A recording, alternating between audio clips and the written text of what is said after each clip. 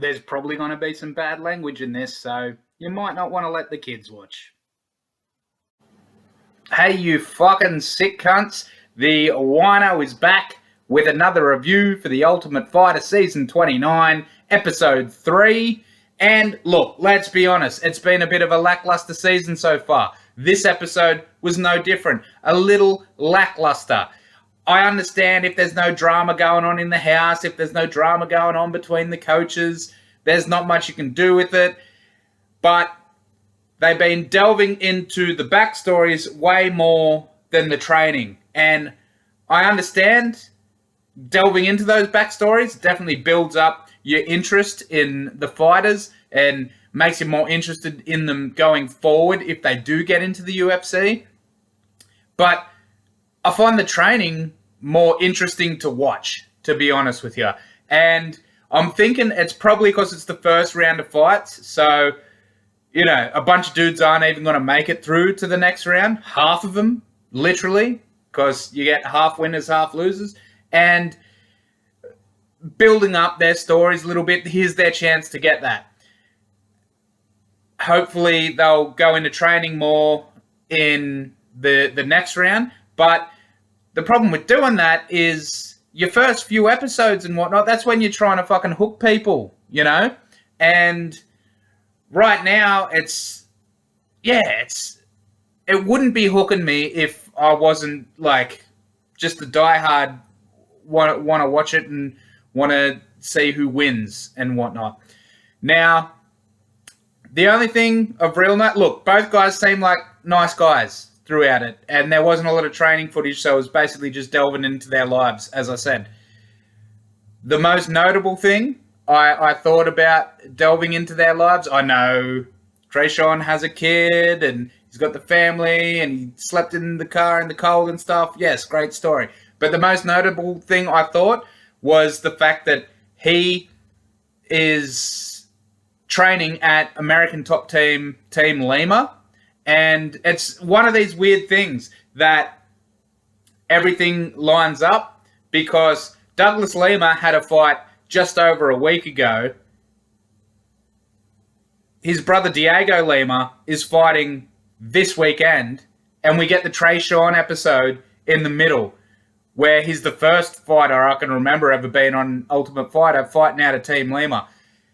He did the opposite of what Lima did, but it wasn't necessarily because he, and I mean in the fight that we're talking about, I just jumped ahead of myself. In the last fight Lima had and this fight for Trayshawn, it was kind of the opposite thing where they were both fighting wrestlers and the wrestler against Trayshawn couldn't get his shit off, whereas the wrestler against Lima just did it easily. It was a pretty terrible fight, to be honest with you. 5 rounds of Lima just getting taken down and Emisov just kind of laying on top of him. That was Bellator. For those of you who don't know Douglas Lima, he's a great fighter, but Jesus, for him to have been so strong at the top of that organization for so long with such weak wrestling is a little strange. And this week coming up, we got Diego Lima against Matt Brown. Look, I don't think there's going to be a lot of wrestling in that fight. So that'll be an absolute banger. Can't wait for it. Cannot wait for it. I love the immortal Matt Brown. Diego Lima's a lot of fun too. But yeah, that's about all that needs to be said about anything that happened leading up to the fight in this episode. Then the fight itself. Look, it was a decent fight. It felt like neither guy really got out of second gear. Ryder especially, he never seemed to believe in himself. He never put that game plan he was talking about across of him going for takedowns and whatnot. What I will say is, goddamn, Trayshawn, every time he threw a kick, he threw it with so much power. Like, it looks like he hits like a truck, you know? And in the first round, it was almost a feeling out process for the whole round, and it was mainly Trayshawn getting it on leg kicks. And like I said, those leg kicks had some heavy damage. About 2 minutes in, Ryder decided to mix it up himself and throw some leg kicks of his own, and he landed a few, and they were decent. but they didn't have the same whomp in them as Trayshawn's did. Plus, Trayshawn threw a few to the body as well. And, yeah, he won that round. The end of the round spiced up a little with them both going for takedowns, but neither could get him.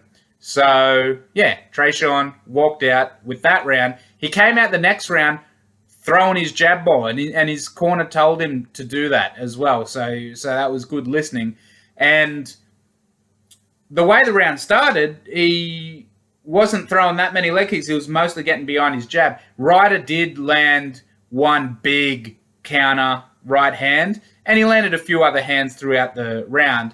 But mainly, this was a repeat of the first round, except instead of mainly just leg kicks from Trayshawn, it was leg kicks and jabs, with a few other strikes thrown in as well.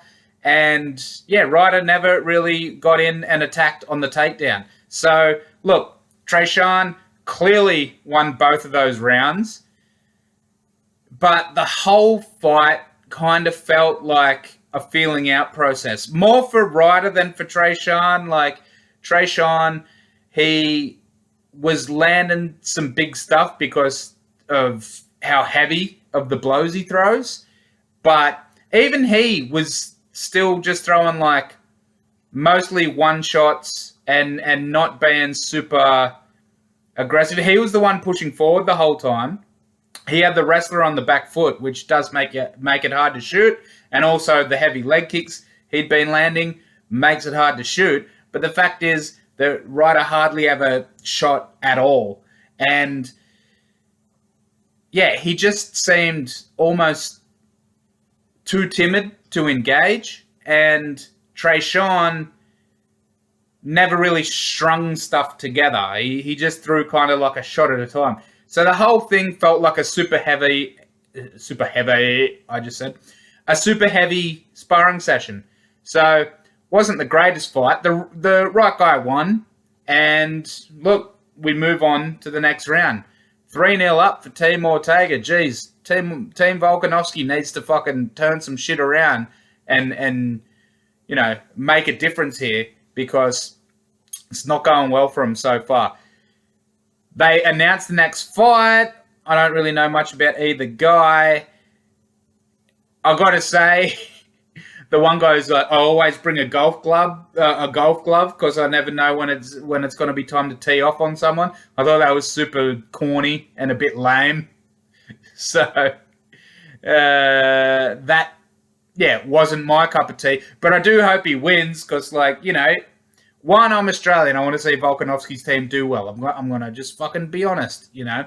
And the other thing is, look, you want to have a bit of evenness in the team rivalry. So I'm hoping Volkanovski's team can get a win next. And that's the show. That was basically it.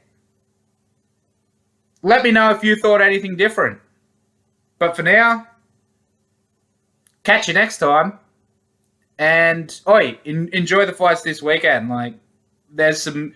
It's not the biggest card ever, but Korean Zombie versus Dan Ige, that should be a fucking cracker. And then there's some good cards on the undercard.